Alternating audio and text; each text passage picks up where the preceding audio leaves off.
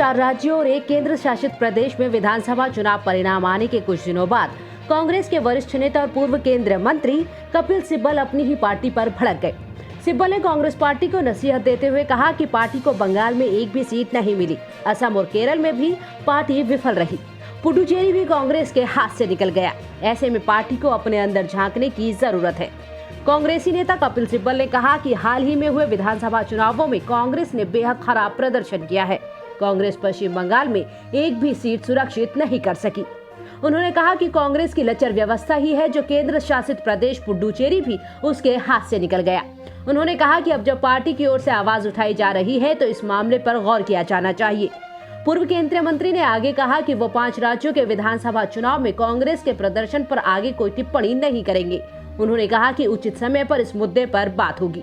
Corona महामारी पर उन्होंने कहा कि आज सभी दलों के लोगों को कोरोना वायरस के बीच लोगों के जीवन को बचाने के लिए मिलकर काम करना चाहिए।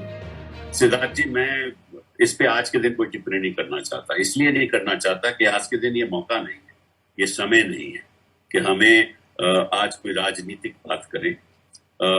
जब समय आएगा तो निश्चित रूप से चर्चा होगी, हम भी अपने जो ख्याल है रखेंगे। लेकिन आज के दिन राष्ट्रीय और इस देश में सभी लोग इकट्ठा होकर, कोई भी दल का लोग हो, कोई भी दल के लोग हों, कोई भी वर्कर हो, सभी को हम इकट्ठा होकर लोगों की जान बचाने का प्रयास करें। और जो भी हम अब व्यक्तिगत रूप से कर सकते हैं, राज्य सरकार के लेवल पे कर सकते हैं, केंद्र सरकार के लेवल पे कर सकते हैं, एनजीओज के द्वारा कर सकते हैं, सब मिलजुल कर बस एक बात, जैसे प्रधानमंत्री ने कहा कि मैं पश्चिम बंगाल जीतूंगा, तो ऐसे ही प्रधानमंत्री जी को और हम सबको ये कहना चाहिए कि ये जो महामारी है जिससे वजह से लाखों लोग पीड़ित हैं, 2.5 लाख लोग की मृत्यु हो चुकी है, ये भी हम जो एक संघर्ष है करके यहां भी हम जीतेंगे। चुनाव तो खैर अलग बात है, ये जिंदगी और मौत की लड़ाई है, तो हमें इसको जीतना है। सिब्बल ने कोरोना से निपटने में असफल रहने के लिए प्रधानमंत्री नरेंद्र मोदी पर निशाना साधते हुए कहा कि पीएम को ये कहना चाहिए कि हम महामारी के खिलाफ इस संघर्ष को जीतेंगे, हम सबको साथ आना चाहिए। उन्होंने ये भी कहा कि चुनाव अलग बात है, लेकिन ये जीवन और मृत्यु की लड़ाई है। जिस तरह से इन्होंने लापरवाही दिखाई वो एक विश्व में उदाहरण है। तो उदाहरण की बात कर रहे थे वर्ल्ड इकोनॉमिक फोरम में, इन्होंने ये दिखा दिया कि इनकी लापरवाही की वजह से एक उदाहरण बन गया कि अगर कोरोना का सामना किसी ने करना है तो ऐसे नहीं करना चाहिए।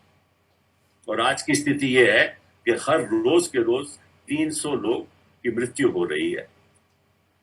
इसकी वजह से लोगों के पास वैक्सीन की सुविधा नहीं है, वैक्सीन की प्रोडक्शन नहीं है। तो ये सरासर सारा जो इसका जो मैं आरोप तो नहीं लगाना चाहता, लेकिन प्रधानमंत्री जी को इस देश के सामने आकर माफी मांगनी चाहिए अपनी लापरवाही की, अपनी सरकार की लापरवाही की। लोगों को इनको तकलीफ ये थी कि कहीं ना कहीं हमें बंगाल जीतना है, कुछ भी हो जाए बंगाल जीतना है। हमने भाषण करके जो भी इन्होंने दावपेच लगाए, इनको ये नहीं ख्याल था कि भाई अपने जीत हार चुनाव में होती रहती है, लेकिन जब जान की बाजी आप जीत पाओगे वो वापस कभी नहीं आए। तो इनको जान की बाजी पे अपना सारा जोर लगाना चाहिए था, ना कि वेस्ट बंगाल में, पश्चिम बंगाल में कैसे ये जीते।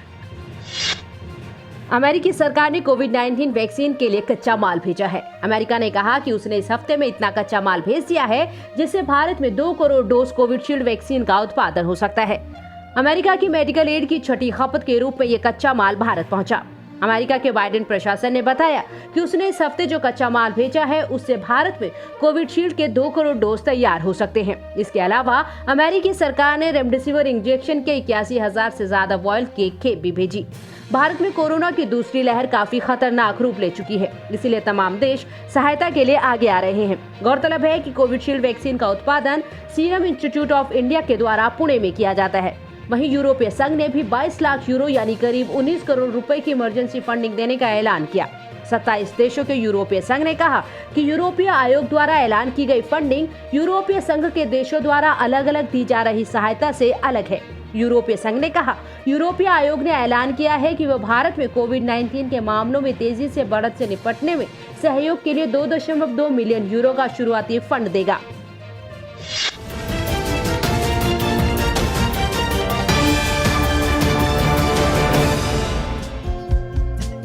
हमारे चैनल को लाइक, शेयर और सब्सक्राइब जरूर करें और नई अपडेट्स के लिए बेल आइकन दबाना ना भूलें।